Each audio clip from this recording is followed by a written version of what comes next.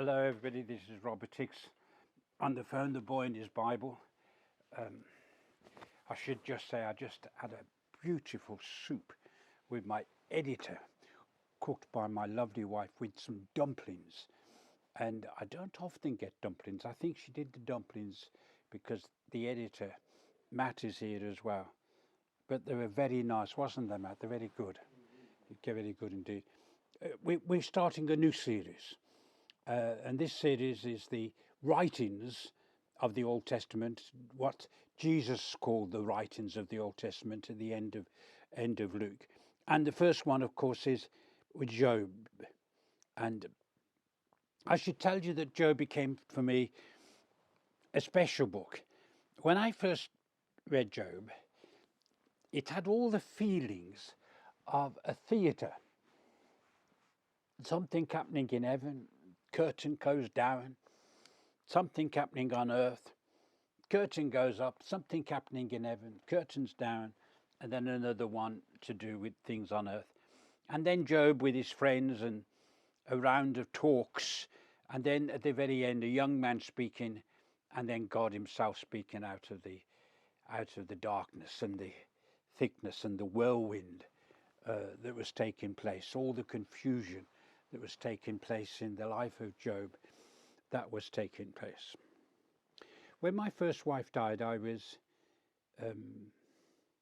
think I was ill. I think I'd have to say that maybe something mentally had gone. And a lot of other things that happened as well around my wife dying. And I don't think I was coping. Not only I don't think I was coping, I don't think I always felt not the best of husbands or the best of fathers. I felt a failure in many ways.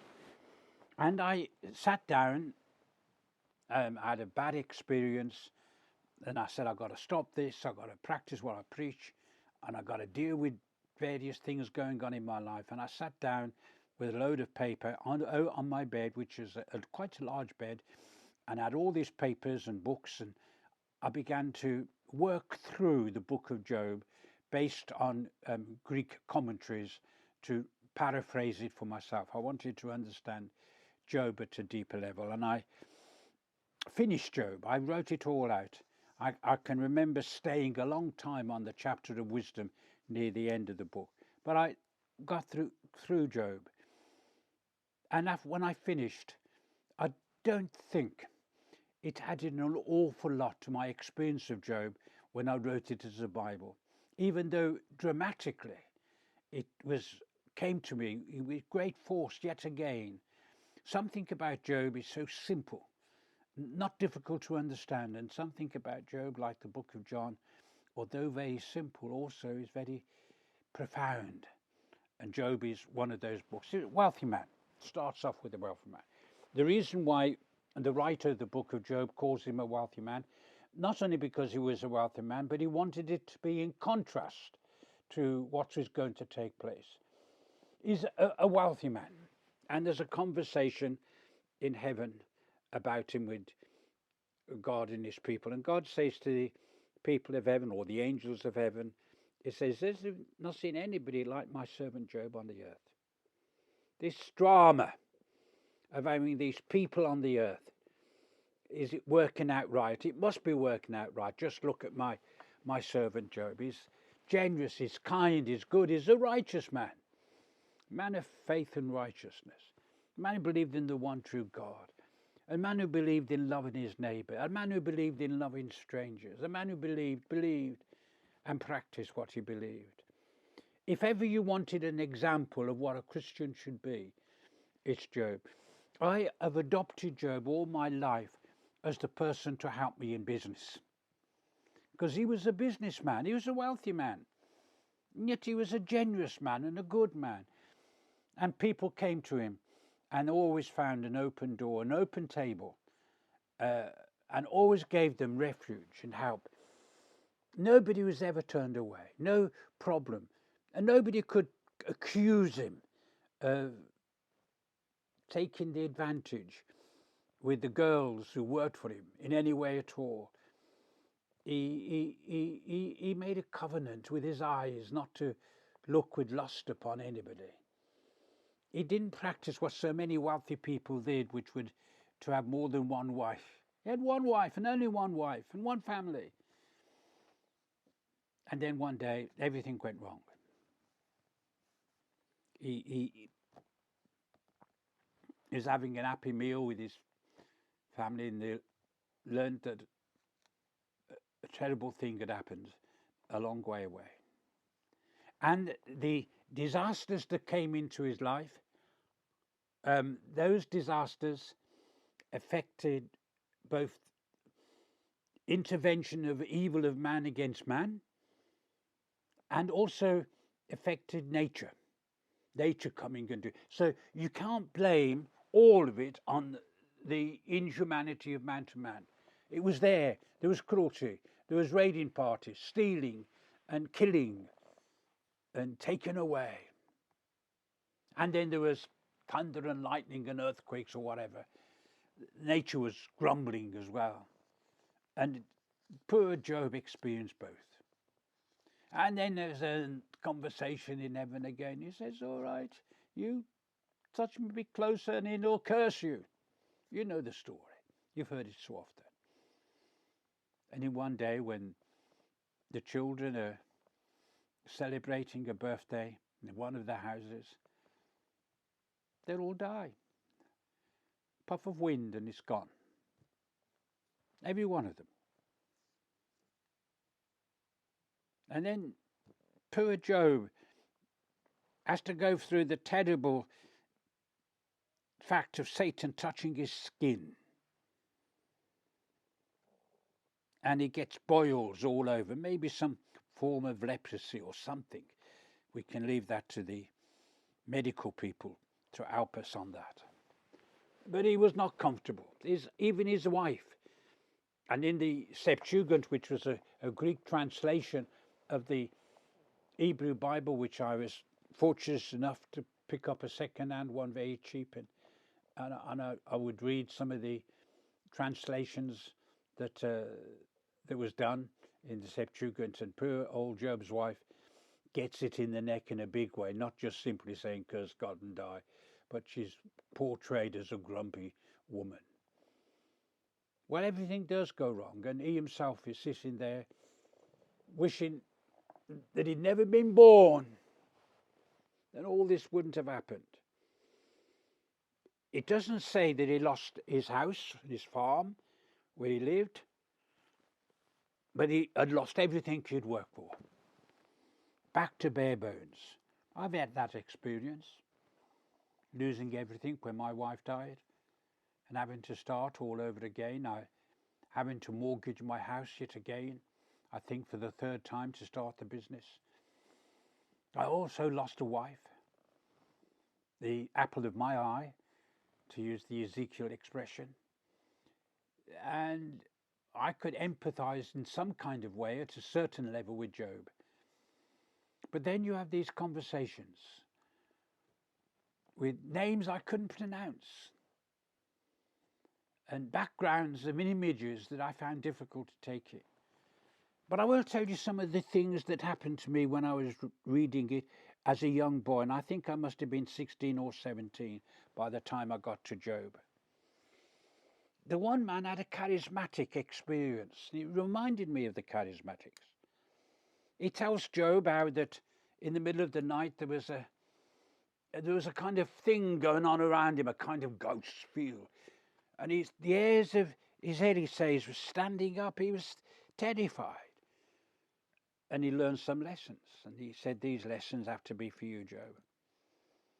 There was a man who was more orthodox than the orthodox people I've ever seen. And from his orthodox position, not from his charismatic position, but his orthodox position, has to tell Job and talk to Job.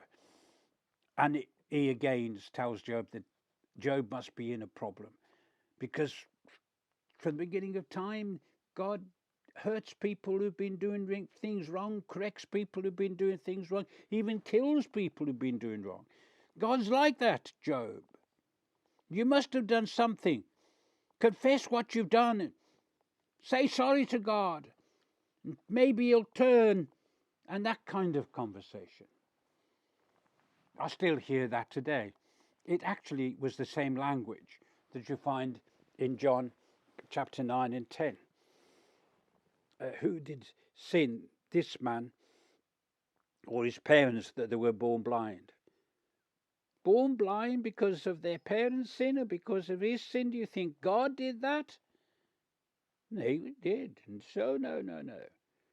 This was a part of an accident, but this will turn to the glory of God.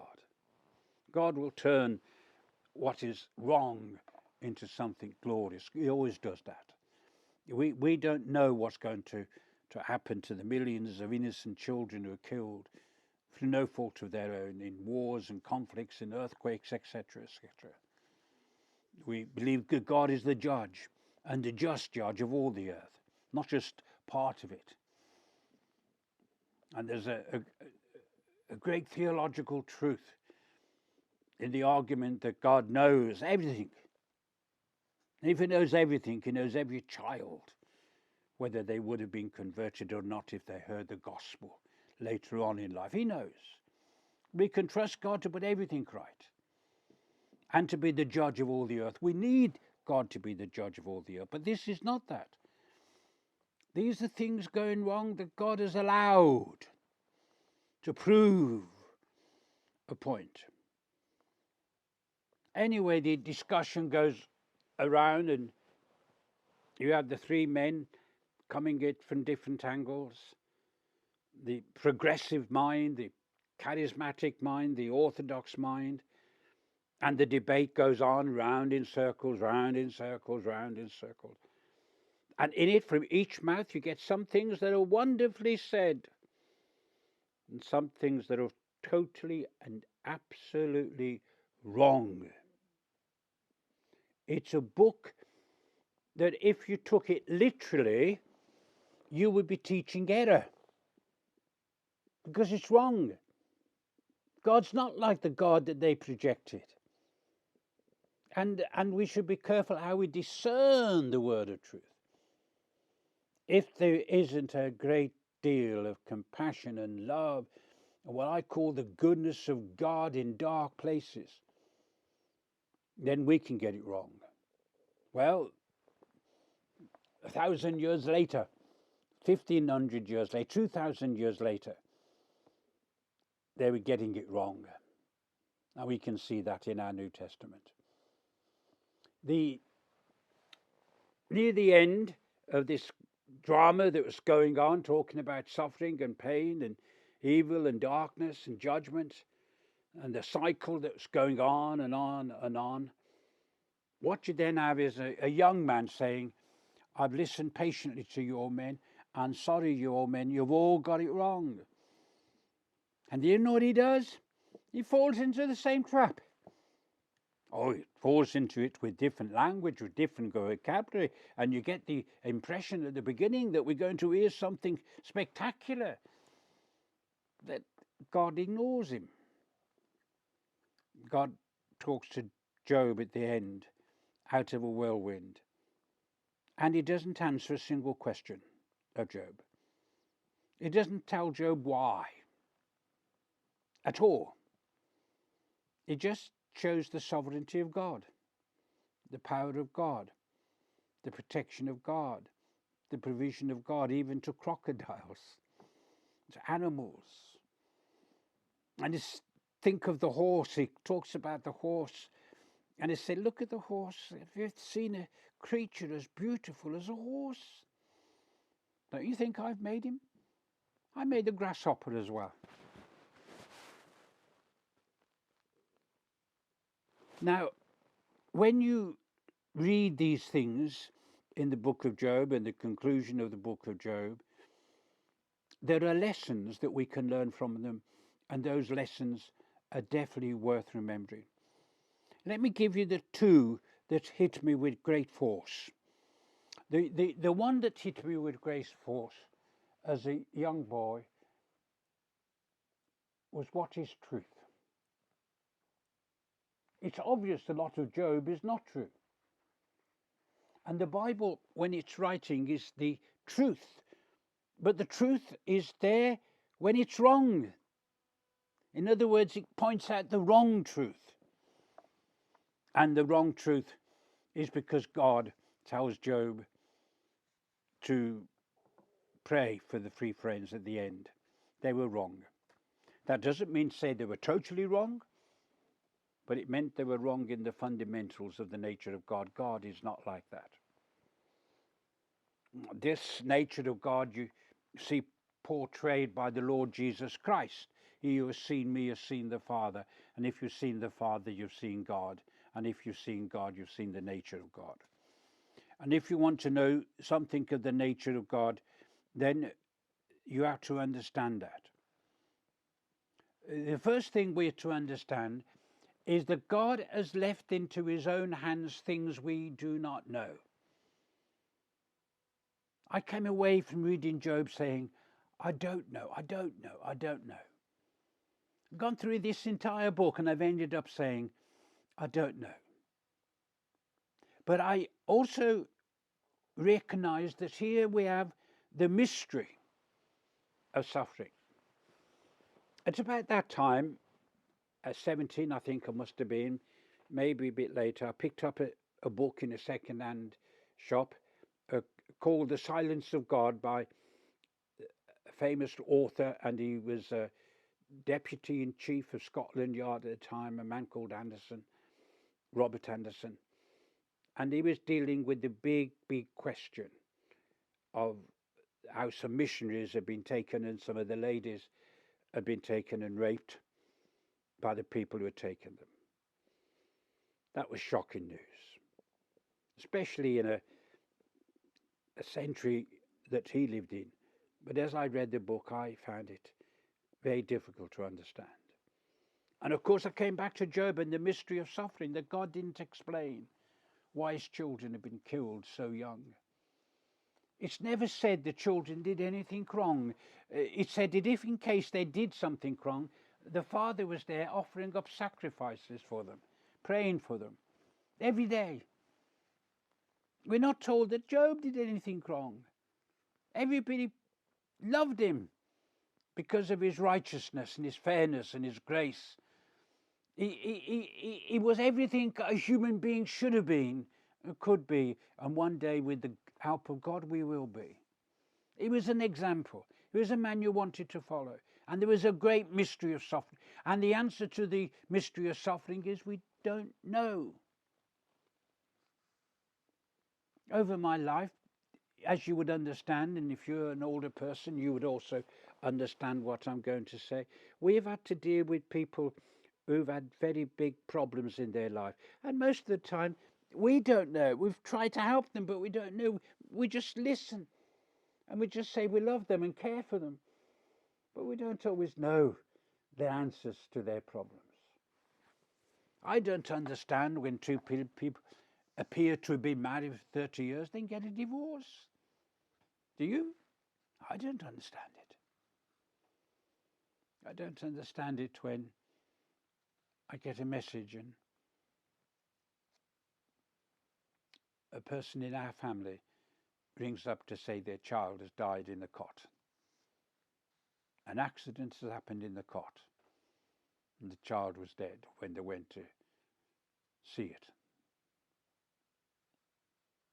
Can you imagine holding a dead child? I can't imagine it. I can't imagine when I hear of 100 children being killed, 200 children being killed in a recent war in Ukraine. I can't understand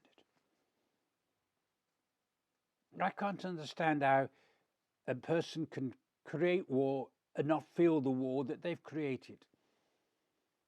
Get caught up in the politics. There's a mystery that's there in suffering. Well, let me finish with three complete truths. One is the Lord gives and the Lord takes away. May the name of the Lord always be praised. In other words, you stay faithful through suffering. That's one of the lessons that I learned, to stay faithful in suffering. I couldn't explain the suffering. I couldn't explain Dr. Joyce's parents why their Christian daughter had died so young, or why she had cancer so long. I couldn't explain to my own children why their mother. And where was God, my God, in that silence? But you've got to remain faithful in suffering. I didn't. I had to be rescued through prayer and to a determination to come back, because I realized that was the better place. There must be also an honesty in our prayers. When you get the poetry of this language, what you discover in this drama, this theatre taking place with the curtains coming and going down. Every time there's a discussion through the three, you have a break, and then there's another discussion, and you have a break and another discussion. And this is as if the curtains are, it's a theatre production. And the idea of a theatre production is that you become part of what's taking place before you. And there's got to be an honesty in prayer. God, I don't know what you're doing. I don't think you got this one right. I don't deserve this. They're the kind of prayers that we think we can't pray, but we can pray.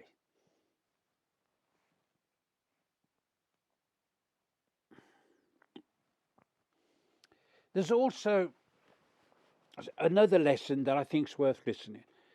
And this is directed towards those who would be helpers. Don't jump in front of yourself. Don't work out from your same logic an answer to their situation. Don't pretend what you don't know. Be honest. Have compassion and love and tenderness.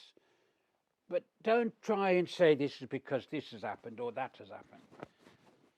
Or this is what God wanting to do, is disciplining you in some kind of way, i.e. the language at the end of Hebrews. These are genuine problems that you have. Some of these problems of Job actually come up also in the book of Psalms, and come up in the book of Job, and definitely comes up in the book of Ecclesiastes. But we talk about those on other occasions. This is Job and the message of Job and the strength of Job to you and to me. God is in control, because God is all powerful, and because God is sovereign. If I was to book a verse, a book, a chapter and a verse in the New Testament to this, I will say that God brings us through the difficulties and the hardships and the problems of life. Brings us through them so we come out on the other side. Job came out on the other side, and he says his latter life was blessed with an abundance of children. And everything that he once had, he was able to rebuild. And he became a story for us all. I said that was the last thing. I have to have the last thing here. The Jews didn't learn the story. Although there's that entire book to correct them, they still believed in the days of Jesus that if a person had a disease, they were cursed of God in some way or form. And we don't see that. We recognize the judgment of God on all. We recognize the judgment of God in national things. When it comes to a person being born with difficulties, or difficulties in childhood, or whatever it might be, or a person being blind or deaf or dumb or whatever, we have compassion and love. But we don't have condemnation. We don't talk about things we don't understand.